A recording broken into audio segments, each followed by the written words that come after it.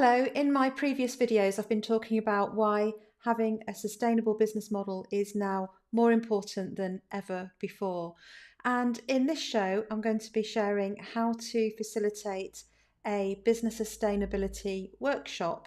I'm going to be giving you ideas, strategies, tools, agendas and tips to create your own facilitated workshop on business sustainability.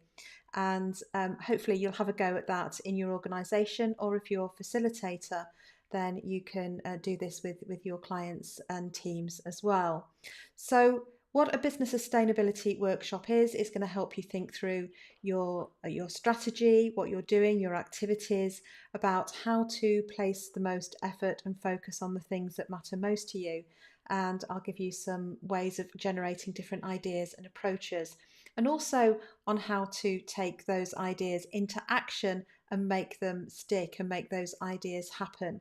So this is for you if you are a business and working in a business, leading a business, and you are working on helping that business to become more sustainable, and you want to get people together to get real culture of sustainable innovation and thinking about sustainability in your business and problem solving.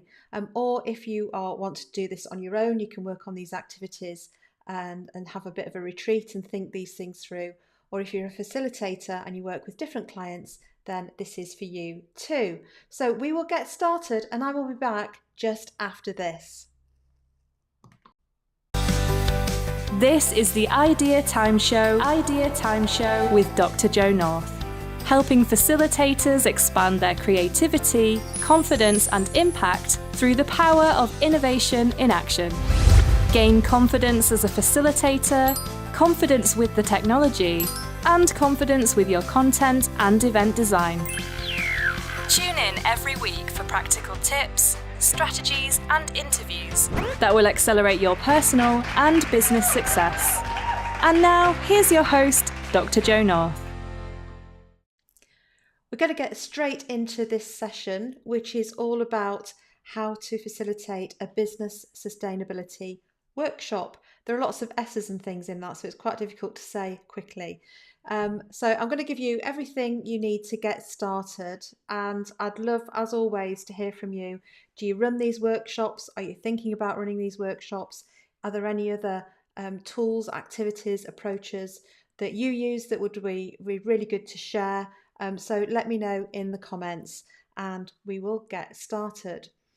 So we're going to talk about what is a business sustainability workshop and why your organisation will benefit, and when to have one as well. I'll help you with getting started, your preparation and planning, and thinking through your sustainable workshop resources and materials.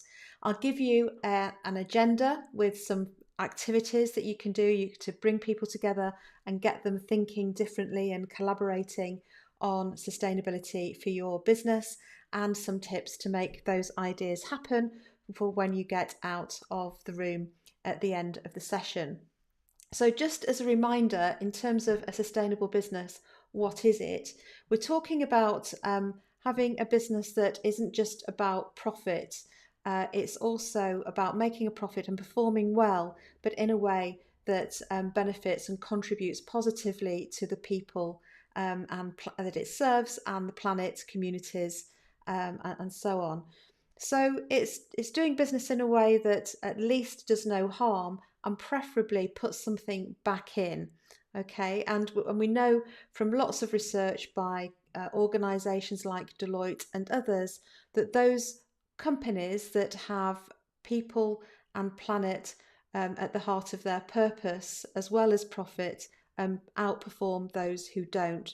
They outperform those companies who are only purely profit focused. They last longer, they grow faster, people are happier that work for them, and customers are happier, and all of those things as well. So there's lots of evidence to support this. And of course, businesses are a big, important driver of the economic engine in the world, and businesses can make a real difference when it comes to climate change and are moving things forward. So that's what we're talking about. It's of increasing importance. because of climate change and the priority that we've got in terms of looking after the world, its species, our resources, and customer demand is driving businesses down a more sustainable route as well. Customers are being more discerning about what they buy and who they buy it from, and the values of those organisations and the behaviours. And it's great for, of course, attracting and retaining people, great talented people, because they want to be part of something that's greater than just making money in the main. So I've talked a lot about this in more detail in a previous video that I've done, a previous show, which is all about sustainable business model innovation. So have a look at that. There's an article on the Big Bang Partnership.co.uk website, or you can have a look on the YouTube channel and you'll see the video for it there as well. So do check that out if you've not seen that already. What is a business sustainability workshop? Well, for me, it's a structured, collaborative session. It's aimed at generating an action plan to help you get to a more sustainable business model. It brings together stakeholders, employees, maybe some experts as well, subject matter experts, potentially some consultants if you work with them as well, some environmental or other consultants, to assess what you're currently doing, your current practices, find areas for improvement, and then figure out some strategies and initiatives that will align with your business's environmental, social, and economic sustainability goals. So when we're thinking about sustainability, we're thinking in the round, we're thinking about environmental considerations. We're also thinking about social, community, broader concerns as well. So you can think about sustainability in its widest sense, and I encourage you to do that. And you need one, I suggest, when you are thinking about developing a comprehensive sustainability strategy for the first time. Or maybe you've had a strategy for a while and you think, well, it needs updating, or we need to give it a reboost, things have moved on, or energies have changed, we've taken our focus off it, we started strong, now we need to go back and give it a bit of a lift. So this is a really good way of doing that and rebooting it, or starting from the beginning. It can be either. If you want to improve a specific activity, product or service, so you can take this approach for an entire business, or you can zoom in and look at one particular part of the business, a department or a production process or a particular product or service. You might want to do it if there are some changes to regulation or in the market that affect you, that are really, making you think about looking again. So I know lots of organisations are looking again at biodiversity, net gain, and really, thinking about achievement of how on course they are towards their net zero targets as well. And if you are looking to achieve more sustainable supply chain management as well. So you can use these for a number of scenarios in your organisation. And you can also do some deep dives into specific topics. So you might want to work through, these one at a time, or really, zoom in on something such as energy efficiency, climate action, waste reduction might be a topic, thinking about the product life cycle assessment. You might want to do something specific on diversity and inclusion. I don't specifically cover that here, but it might be something for you to consider for another session. And sustainable procurement are all ideas of themes that you might want to zoom in on and focus on too. Now, if you're just getting started and you're thinking, well, we've been trying to reduce our carbon footprint, we're working towards net zero, we're aiming in general to be more sustainable, but we don't really have a sustainability strategy as such yet, and you're thinking about, well, where do we start? Some good prompts to get you thinking might be to look at the United Nations Sustainable Development Goals. So there are 17 of these, and you can find, if you Google these, United Nations Sustainable Development Goals, or UN SDGs as they're also known. There are 17 of them, and you can have a think about these and decide which ones are most applicable, and have, can give you the biggest sustainability wins for your business. You might want to focus on some of these, or maybe aim for all of them. I mean, that depends on the size of business and what you do. But these goals are things like no poverty, zero hunger, health and well-being, quality education, gender equality, clean water, sanitation, much more besides responsible consumption and production, sustainable cities and communities, and lots more. So have a look at those. Climate action is in there as well. So I'm going to really focus on um, areas of decarbonisation, of being more efficient, of thinking about using less energy. So those sorts of topics in the activities that I'm going to share with you now. So you could use that as a starting point and say, okay, let's look at these sustainable development goals and decide where we're going to focus first. You also might like to consider the donut model. So the donut economics model, and this is about social and planetary boundaries. And essentially, what the donut model is saying is that the donut itself, the actual, if you imagine the dough, the stuff that the donut's made of, right? That's a safe and a safe and just space rather for humanity, and a great place for ecologically, for the environment, and a good fair economy as well. So that's the donut itself. Now, the hole in the middle of the donut is where there's a shortfall. So there's a shortfall of things like water, energy, housing, gender equality, all of those types of things. Have a look at the model, and but we're having an overshoot in areas such as ozone layer depletion, air pollution, biodiversity loss, land conversion, and other areas. So what we need to do is to bring back in the areas we overshoot, and we need to expand the areas where we've got a shortfall, to create this space, which is the donut itself, which is the ideal place to be. So by having a look at that model, there are numerous elements to it, and it might just give you some jumping off points to start thinking about your sustainability strategy if you're in the beginning stages. Okay, so have a look at that. You could Google that. If I can speak today, sorry, the Donut Economics Action Lab, or donuteconomics.org is the place to go if you're interested in exploring that more. Okay, so you've decided roughly where you're going to start in terms of your sustainability workshop and the things you want to focus on. It's important to really consider where you can get the most traction and make the biggest difference, make the biggest impact. So your data can help you to do that. But think about how you can make the most material difference. So materiality is things that are significant. Where can you get the best wins, the best gains through your actions? So I do recommend, if you like reading, there's a great book. It's recently out. It's called The Sustainable Business Handbook, a guide to becoming more innovative, resilient and successful.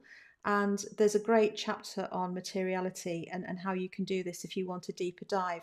It's by David Grace and Chris Coulter and Mark Lee. But the key principle really is, start where you can make the most difference. Don't be just really busy doing lots of small things that aren't stacking up to much. Go for those areas that you feel you can progress the most.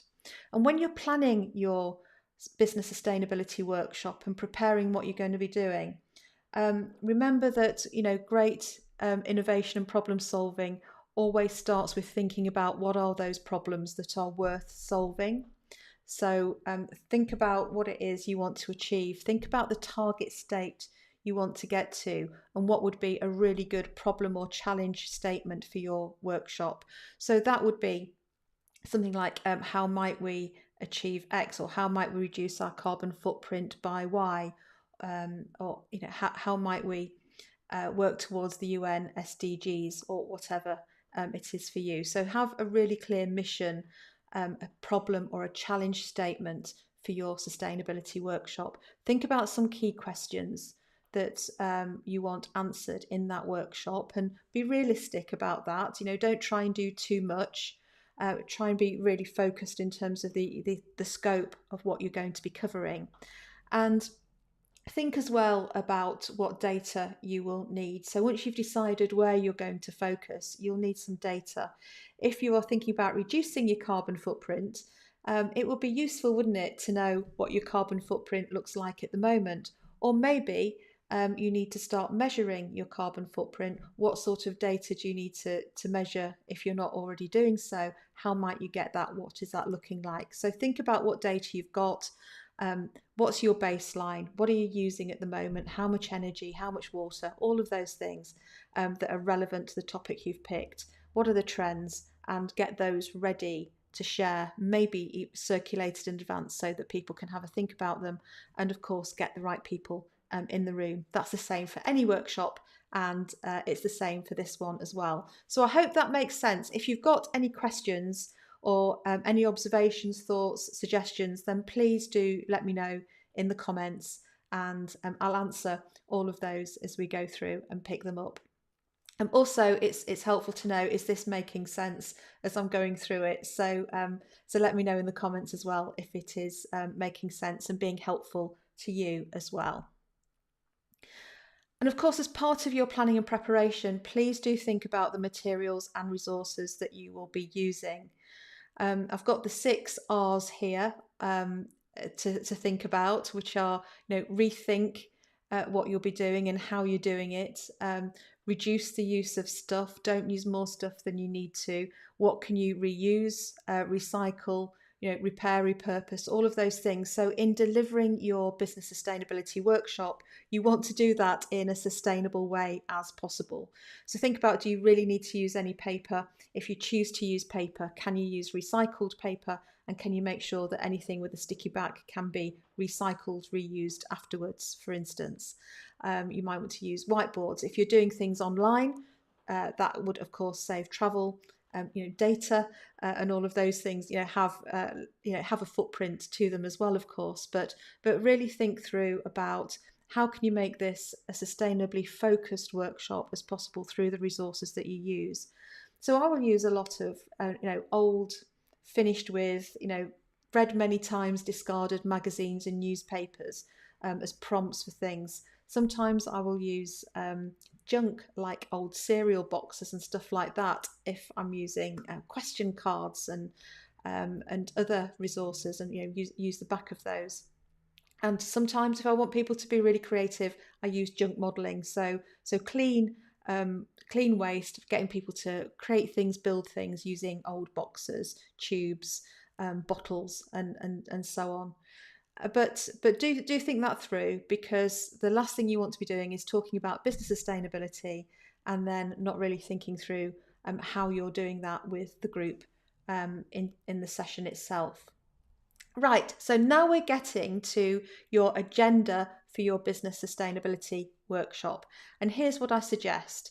You start off with an introduction, the purpose of the session, why you're here, and setting the scene in terms of where your organisation is at, so that people can get the minds into the subject matter rather, remind themselves while they're there, and get started. I would also at that stage share the challenge or problem statements, the mission for the workshop, the thing that you want to tackle and answer while you're all together, in terms of how you're going to do things and how you're going to move things forward.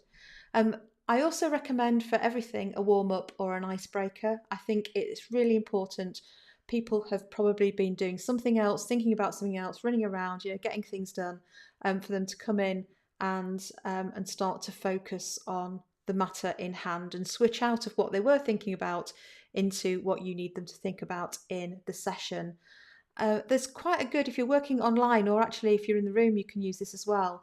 Mentimeter, which some people know as Menti, has a great sustainability workshop warm-up icebreaker thing online. So it's like a polling tool. If you've not seen it, go to mentimeter.com. So that they've got some specific questions and you can just plug and play and start with those. So have a look at that if you want some ideas. It's good to have some lightning talks after you've done a warm-up.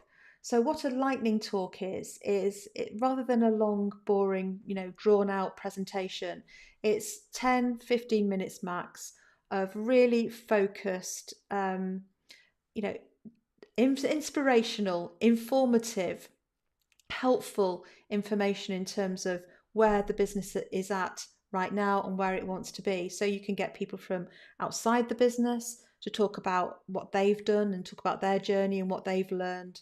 So you can be inspired by them. You can get people from within the business who know the data to talk through things and say where things are at.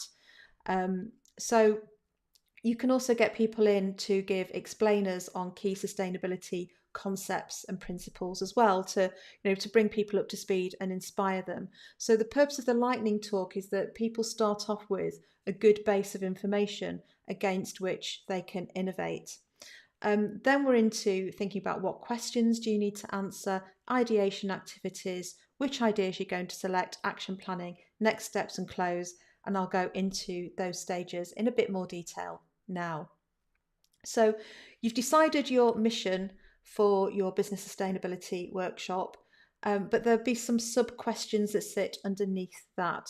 So for instance, if you're saying, how might we reduce our carbon footprint, there might be some sub questions, which is, well, how might we use less energy, or how might we use different energy?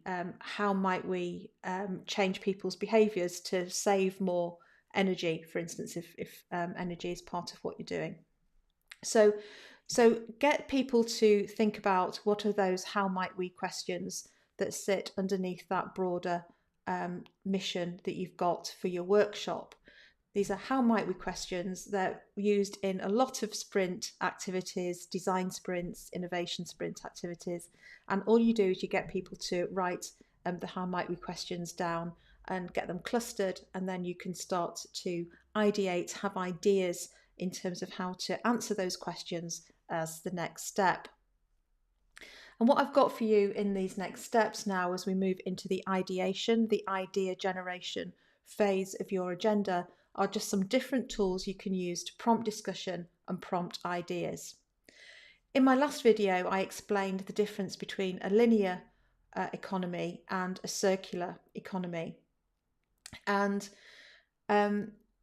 if we think about being more circularity, that means that we're thinking about what we're going to do with something that we have bought, consumed, created, produced at the end of its useful life, and making sure that there isn't any waste. If there is any waste, it's minimal, but that things are reused, repaired, recycled, repurposed, all of those things, so that we're really minimizing that waste. So using the concept of circularity, thinking about how things are produced, how they're distributed, how they're consumed, what happens when they're consumed, can be really, really good to get people prompted to think in a different way.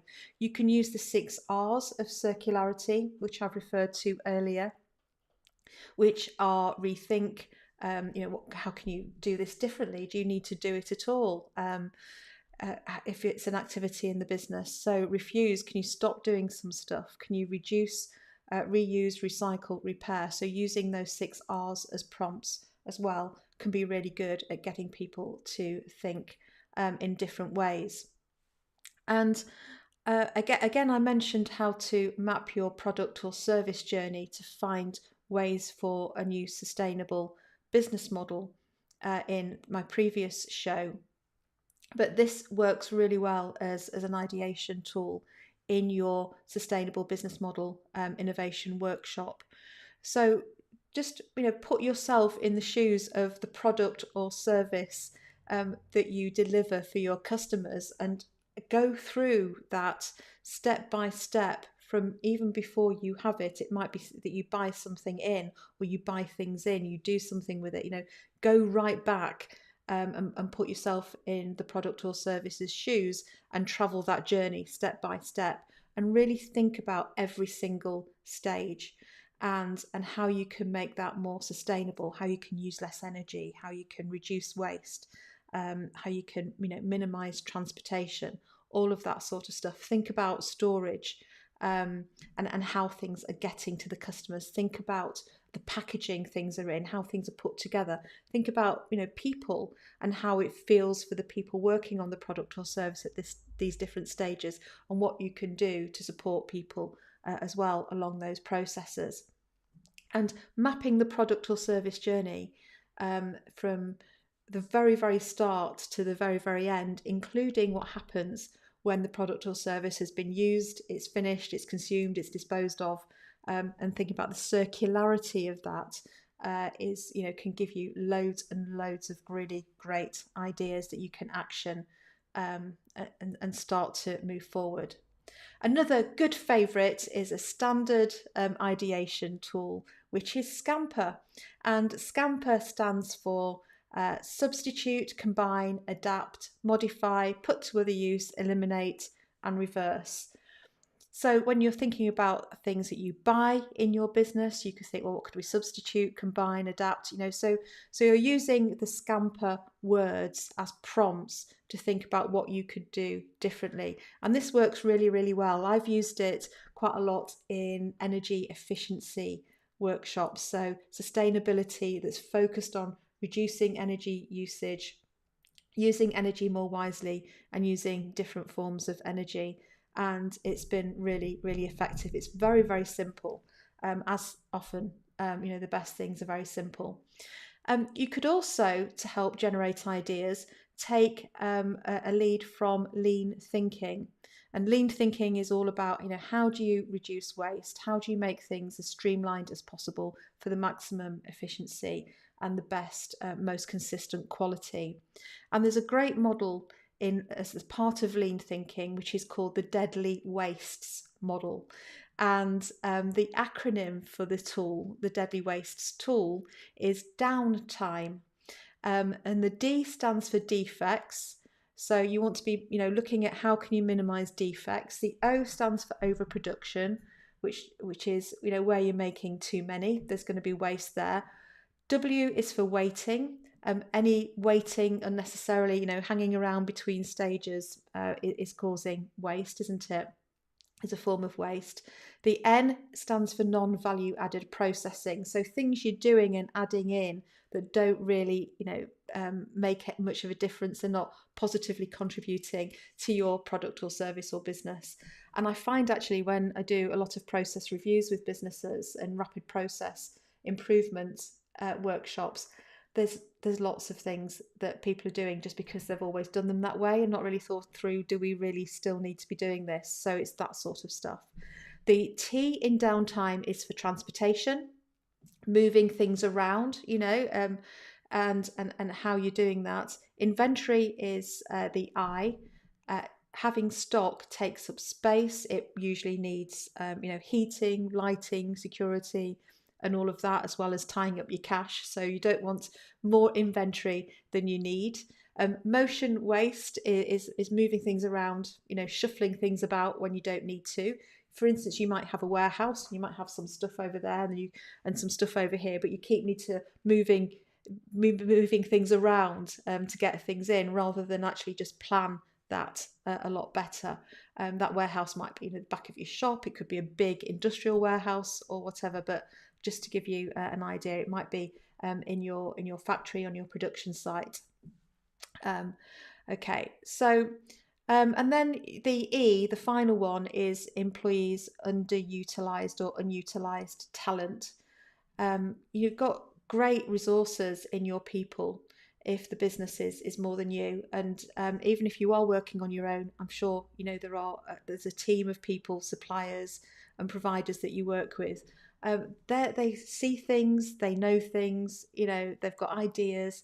So it's about tapping into that as well. So you can use this really nice deadly wastes downtime framework as prompts to get people to come up with sustainable ways of moving forward for each.